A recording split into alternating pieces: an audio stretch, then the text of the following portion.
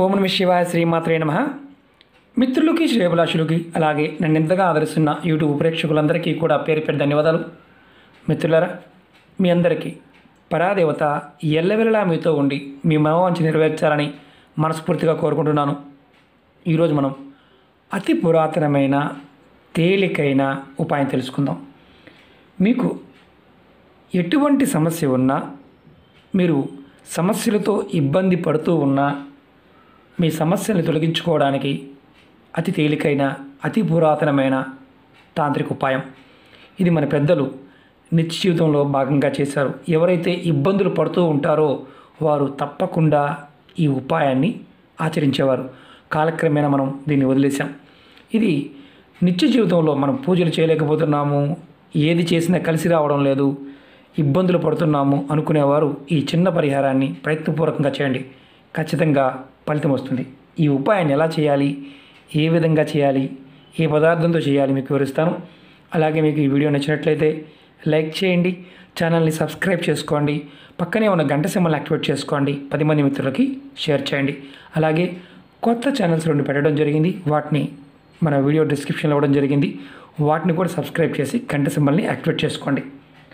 ఎవరైతే నిత్య జీవితంలో అంటే ఎప్పుడు సమస్యలతో ఇబ్బంది పడుతూ ఉంటారో వారు ఖచ్చితంగా ఈ అతి పురాతనమైన తంత్రాన్ని చేసి చూడండి.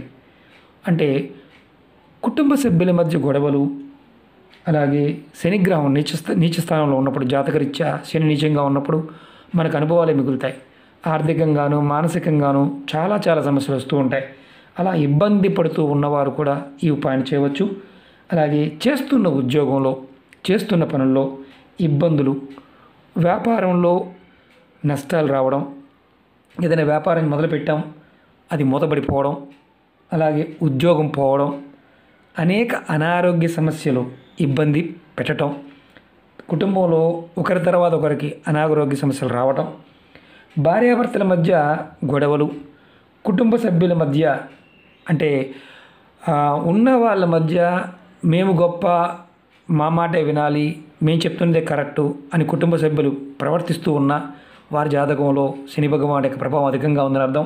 అంటే వాళ్ళు ఎవరి మాట వినరు, చెప్పిన మాట వినకుండా ప్రవర్తిస్తూ ఉండటం, అలా ఉన్న ఈ ఉపాయం చేయవచ్చు. అలాగే కుటుంబ సభ్యుల మధ్య గొడవలు జరుగుతూ ఉన్నా, మీకు సమాజంలో పేరు ప్రతిష్టలు, గౌరవ మర్యాదలు అనేవి లేకుండా ఉన్నా, అంటే తగ్గిపోయినా, మిమ్మల్ని అందరూ చులకనగా చూస్తూ ఉన్నా ఈ ఉపాయాన్ని ఖచ్చితంగా చేయండి. అలాగే మీకు సమస్యల ఏదైనా ఏ సమస్య అయినా సరే, ఒక్క సమస్యని కాదు, ఏ సమస్య నుంచైనా బయటపడడానికి మార్గాలు తెలియాలన్నా ఈ చిన్న ఉపాయం చేసి చూడండి. ఇది సాయంత్రం చేయాలి. శనివారం సాయంత్రం 8 గంటల నుంచి 9 గంటల మధ్యలో చేయాలి. యాక్చువల్గా దీన్ని ప్రదోషకాలం అంటారు.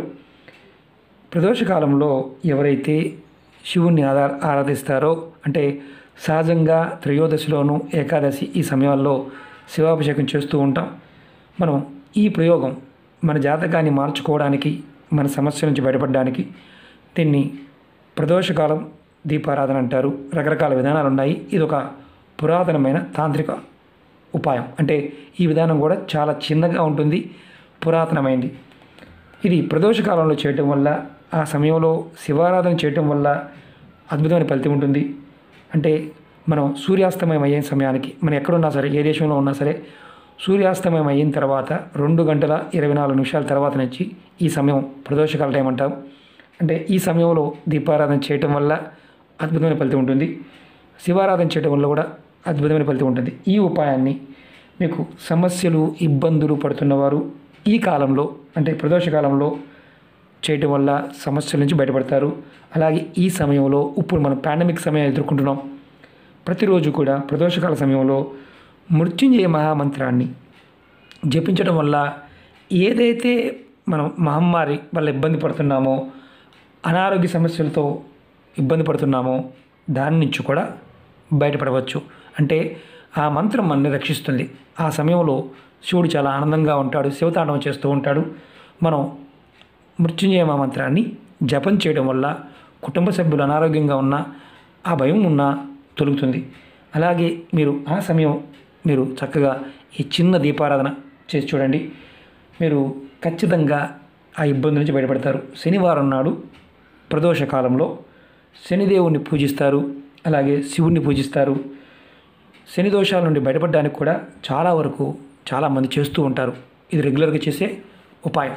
ఇది పురాతనమైన ఉపాయం. మనం ఎలా చేయాలో చెప్తాను. ఈ ఉపాయానికి కావాల్సింది నువ్వుల నూనె కానీ ఆవాల నూనె కానీ రెండిట్లో ఏదో ఒకటి తీసుకోండి. ఈ రెండే వాడాలి. అలాగే మీరు రాత్రి 8 నుంచి మన దగ్గర సమయం అంటే మీకు సూర్యాస్తమయం అయిన తర్వాత 2 గంటల 24 నిమిషాల తర్వాత ఈ దీపారాధన చేయండి. ఈ సమయం చాలా ఇంపార్టెంట్ సమయం అన్నమాట. మీరు 2 గంటల 24 నిమిషాలు అంటే సూర్యాస్తమయం అయిన తర్వాత మీరు మామూలుగా టైం చెప్తాను. 8 నుంచి 9 గంటల మధ్య అనుకోండి మీరు ఈ ఉపాయం చేయాలి.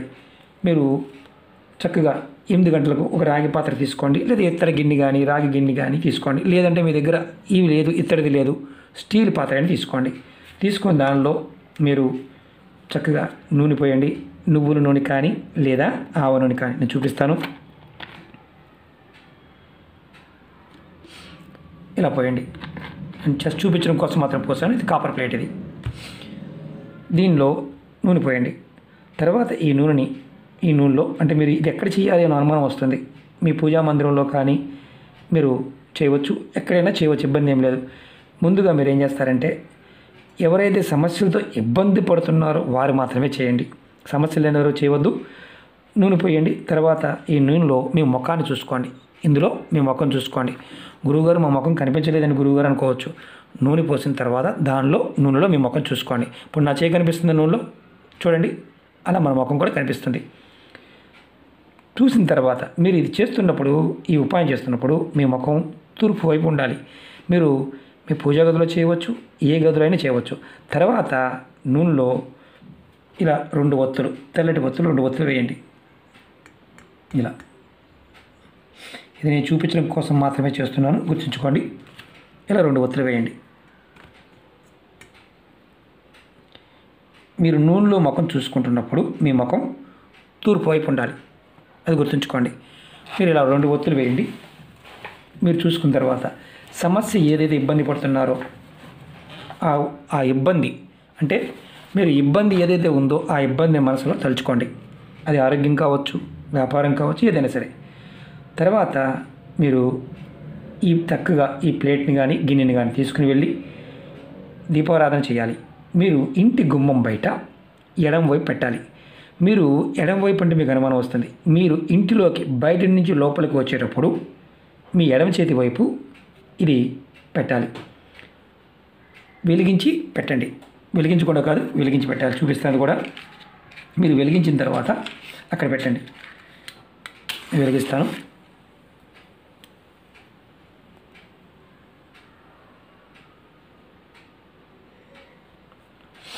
నేను వెలిగించాను. చిన్న గిన్నెని పర్వాలేదు, దాంట్లో కొద్దిగా నేను తీసుకోండి, దాంట్లో వెలిగించండి. తర్వాత మీకు ఇంటి లోపలికి వచ్చేటప్పుడు ఎడమ చేతి వైపు పెట్టి మీరు ఇంట్లోకి వచ్చేయండి. ఎవరైతే వెలిగించారో వారు ఉదయం మీరు దాని తర్వాత తీయాల్సిన అవసరం లేదు. మీరు ఉదయం నిద్రలేచిన తర్వాత మీరు ఈ గిన్నెని అలాగే ఈ ఒత్తులు ఉన్నాయి కదా, దానిలో కొంచెం నూనె మిగిలిందనుకోండి. నూనె మిగిలితే ఆ నూనెని తీసుకొచ్చి మీరు ఏదైనా ఖాళీ ప్రదేశంలో కానీ ఎవరు తొక్కని ప్రదేశంలో పోయండి. లేదంటే మీ ఇంట్లో షింక్లో పోసేయండి. పోసి గిన్నెని కడిగేయండి. మీరు గుర్తుంచుకోవాల్సింది ఏంటంటే ఇది వెలిగించి మీరు లోపలికి వచ్చేయాలి. మరి ఇది ఎటువైపు ఉండాలి ముఖం అనేది మీకు అనుమానం వస్తుంది. మీరు ఇంట్లోకి వస్తున్నారు కదా, మీరు ఇంట్లోకి వచ్చే ముందు ఈ 2 ఒత్తులు ముందుకే ఉండాలి. ఇంటి వైపు కాదు, బయట వైపుకే ఉండాలి. మీ ఎడమ చేతి వైపు ఇంటిలోకి వచ్చేటప్పుడు ఎడమ చేతి వైపు, ఇది గుర్తుంచుకోండి. తర్వాత మీరు ఉదయాన్నే దీన్ని తీసుకువచ్చి కడుక్కొని పక్కన పెట్టుకోండి. ఇలా ఈ ఉపాయాన్ని 7 శనివారాలు సాయంత్రం పూట చేయండి. ప్రదోషకాలంలో చేయండి. మీరు ఎదుర్కొంటున్న అనేక సమస్యలు, ఇబ్బందులు ఏదైతే మీరు అంటే ఎన్ని చేసినా అవటం లేదు అనేది ఏదైతే ఉంటుందో వాటి నుంచి బయటపడతారు. జీవితంలో మార్పు అనేది తప్పకుండా వస్తుంది. ఎందుకంటే ఈ ఉపాయం చాలా శక్తివంతమైంది. మన పెద్దలు చేస్తూ ఉండేవారు. ఇంకొకటి ఏంటంటే దీంట్లో నియమాలు చెప్తాను. ఈ ఉపాయాన్ని ఆడవారు నెలసరి సమయంలో చేయవద్దు. అలాగే ఆ రోజు మీరు మాంసాహారాన్ని సేవించవద్దు. అంటే మగవారు ఎవరైనా సరే, మగవారు కానీ ఆడవారు కానీ మాంసాహారాన్ని తీసుకోవద్దు. మందు తాగేవారు, సిగరెట్ తాగేవారు ఉంటే ఈ ఉపాయం చేసిన తర్వాత అంటే మీరు సాయంత్రం చేస్తారు కదా, స్నానం చేసిన తర్వాత చేయాలి. మీరు ఎవరైనా సరే మాంసాహారాన్ని, మద్యాన్ని, సిగరెట్ని, మత్తు పదార్థాలు సేవించకుండా ఉండాలి. స్నానం చేసి చేయాలి. ఆడవారు నెలసరి సమయంలో మాత్రం చేయవద్దు. కుటుంబ సభ్యులు ఎవరైనా ఒకరు చేసినా సరిపోతుంది. ఎందుకంటే నెలసరి ఉన్నవారు పొరపాటున ప్రయత్నం చేయవద్దు. 7 శనివారాలు తప్పకుండా చేయాలి. మధ్యలో గ్యాప్ వచ్చింది గురువుగారు ఏమైనా ఇబ్బంది, అలాంటిది ఏమీ లేదు. ఈ శనివారం మీకు కుదరలేదు, 2వ శనివారం మీకు కుదరలేదు, 3వ శనివారం కుదిరింది అనుకోండి, అలా ఖచ్చితంగా 7 శనివారాలు ప్రయత్నించండి. మార్పు అనేది ఖచ్చితంగా వస్తుంది. ఇది చాలా పురాతనమైనది, తేలికైనది, ఫలితాన్ని ఇచ్చే ఉపాయం, పురాతనమైన ఉపాయం. ఇది మన పెద్దలు సమస్యలతో ఎక్కువ మంది బాధపడుతూ ఉంటే ఈ ఉపాయాన్ని చేయించేవారు. ఇప్పటికీ కొంతమంది కుటుంబాల్లో చేస్తూ ఉంటారు. మనం రానండి మనం ఇంటి దగ్గర దీపం వెలిగించడం కొంచెం కష్టంగా ఉంది కాబట్టి కొంతమందికి అవకాశం ఉండదు. ఇంకొకటి ఏంటంటే అవకాశం లేనివారు, అంటే మేము చేయలేము, మేము అపార్ట్మెంట్లో ఉన్నాము, ఎవరన్నా ఏదైనా అనుకుంటారు అనుకునేవారు పొరపాటున ప్రయత్నించేయమాకండి. ఎందుకంటే చేయలేని వారు మేము చేయలేము అని చెప్తూ ఉంటారు కాబట్టి చెప్తున్నాను. మీరు చేయలేని వారు పొరపాటున ప్రయత్నించేయమాకండి. చేయగలిగేవారు మాత్రమే ప్రయత్నించండి. ఓకే మిత్రులారా, మీకు ఈ వీడియో నచ్చినట్లయితే లైక్ చేయండి, ఛానల్ని సబ్స్క్రైబ్ చేసుకోండి, పక్కనే ఉన్న గంట సింబల్ యాక్టివేట్ చేసుకోండి, 10 మంది మిత్రులకి షేర్ చేయండి. ఓం నమః శివాయ, శ్రీమాత్రే నమః.